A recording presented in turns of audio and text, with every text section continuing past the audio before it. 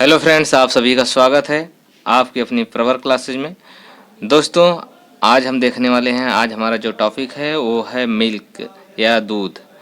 तो आज हम दूध से बनने वाले सभी इम्पॉर्टेंट प्रश्नों को देखेंगे और जो उसके इम्पॉर्टेंट तथ्य भी हैं उनको भी देखेंगे। तो देखते हैं जो दूध से रिलेटेड इम्पॉर्टेंट फैक्ट हैं उनको पहले देख लेते हैं क्या क्या होते हैं। तो पहला यह देखते हैं कि दूध होता क्या है। दूध एक अपारदर्शी सफ़ेद पेय पदार्थ है जो मादाओं के दुग्ध ग्रंथियों द्वारा बनता है। ओके, ये एक सफ़ेद पेय पदार्थ है जिसे मतलब कि पी सकते हैं और इसमें मुख्यतः वसा और प्रोटीन पाया जाता है। और अगला फैक्ट यह है कि साधारणतः दूध में 85% जल होता है और शेष भाग जो होता है वो तत्व यानी खनिज या वसा होता है, खनिज और वसा होता है। ओके, फिर हम अगले पॉइंट पे आते हैं, देख लेते हैं। दूध में जैसे कुछ कारक ऐसे होते हैं कि जिसके कारण दूध खट्टा होता है या दूध सफ़ेद होता है। यह कारक हर परीक्षाओं में ज़रूर पूछे जाते हैं, तो हम उनको ट्रिक के माध्यम से भी याद करेंगे ताकि वो कभी ना भूलें। तो देखते हैं दूध के बारे में। तो दूध में सफ़ेदी किसके कारण होती है, तो ये देख लेते हैं। तो दूध में सफ़ेदी जो होती है वो आपकी होती है केसिन के कारण। केसिन के कारण। अब दूध में सफ़ेदी जान तो गए केसिन के कारण होती हैं, लेकिन हम इसे याद कैसे रखेंगे ये चीज़ें। तो अब हम देख लेते हैं ट्रिक।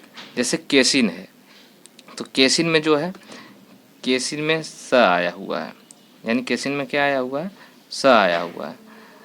और इसको बस याद रखेंगे, केसिन स से सफ़ेदी और स से इसे। तो बस इतना ही याद रखेंगे, इससे पूरा हमारा फैक्ट तैयार हो जाएगा, एक गलती नहीं होगी इससे और इसको हम कर पाएंगे। फिर अगला फैक्ट हम देख लेते हैं, पीलापन। पीलापन किसके कारण है ये देखते हैं। तो पीलापन दोस्तों होता है कैरोटीन प्रोटीन के कारण या लाइकोपीन के कारण। तो इसमें जो पीन लिखा है, तो पीन से तो हम समझ ही जाते हैं, पीन से समझ लेंगे पीलापन, लेकिन कैरोटीन से कैसे समझेंगे। तो कैरोटीन से समझने का थोड़ा ट्रिक देख लेते हैं कि कैरोटीन से हम कैसे समझेंगे। तो कैरोटीन से देखते हैं ट्रिक। तो कैरेट माने होता है गाजर, कैरेट माने गाजर होता है। तो जो गाजर होता है हल्का पीलापन लिए हुआ होता है, पीला और हल्का रेडिश होता है। तो उससे हम याद रखेंगे कि कैरोटीन, कैरेटिन या लाइकोपिन, पिन से प आ रहा है और इसमें भी प्रोटीन है, कैरोटीन प्रोटीन, तो दोनों में प आ रहा है। इस तरह से हम याद रखेंगे कि पीलापन किसके कारण होता है, कैरोटीन या लाइकोपिन के कारण होता है। फिर हम अगला देख लेते हैं कि मीठापन किसके कारण होता है। तो मीठापन किसके कारण होता है वो देख लेते हैं कि मीठापन किसके कारण होता है। तो मीठापन आपका होता है लैक्टोज, जो कार्बोहाइड्रेट होता है उसके कारण होता है, लैक्टोज के कारण होता है। तो अब लैक्टोज का क्या होता है कि लैक्टोज को कैसे याद रखेंगे कि लैक्टोज से मीठापन होता है। तो लैक्ट अक्सर करके जो दूध के लिए सारी चीज़ें होती है उसके लिए लैक्ट का प्रयोग किया जाता है। और दूध से कुछ भी चीज़ें बनाई जाती हैं, तो जैसे दूध से मीठी चीज़ें बनाई जाती हैं, जैसे जो भी मिठाइयाँ बनाई जाती हैं वो दूध से ही बनाई जाती हैं। तो इस तरह से मीठापन के लिए हम हमेशा याद रखेंगे लैक्टोज। लैक्टोज क्या करता है, मीठापन के लिए।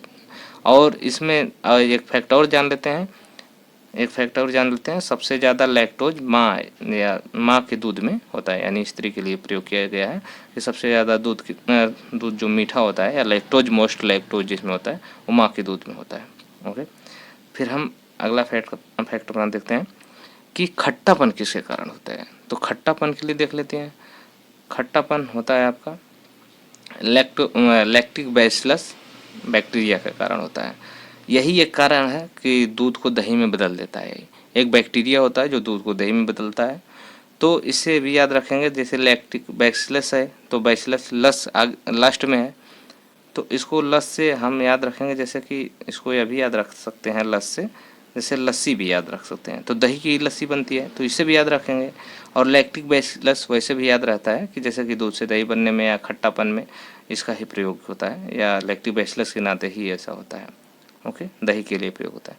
तो हम जान लिए कि सफ़ेदी किसके कारण होती है, सा आता है केसिन। पीलापन गाजर जो होता है पीलापन लिए होता है, या लाइकोपिन में भी प है तो पीलापन होता है उसके लिए। मीठापन जो होता है लैक्टोज के कारण होता है, और खट्टापन जो होता है लैक्टिक बैसिलस के कारण होता है। ओके, हम इसको समझ लिए। अब थोड़ा सा और आगे इसके बारे में देख लेते हैं कि इसका फैक्ट आगे क्या है। दूध की शुद्धता मापने के लिए, दूध की शुद्धता मापने के लिए लैक्टोमीटर का प्रयोग किया। जैसे हमने बताया कि दूध का जहाँ भी प्रयोग हो तो लैक्ट जहाँ पे आएगा वो दूध से ही संबंधित होगा।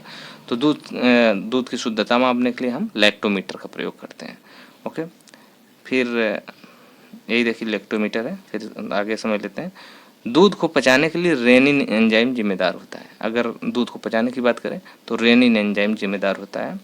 और इसके बारे में और फैक्ट देखते हैं कि यह जो होता है 6 वर्ष के बच्चों में ज़्यादा मात्रा में पाया जाता है तथा धीरे धीरे यह कम होने लगता है।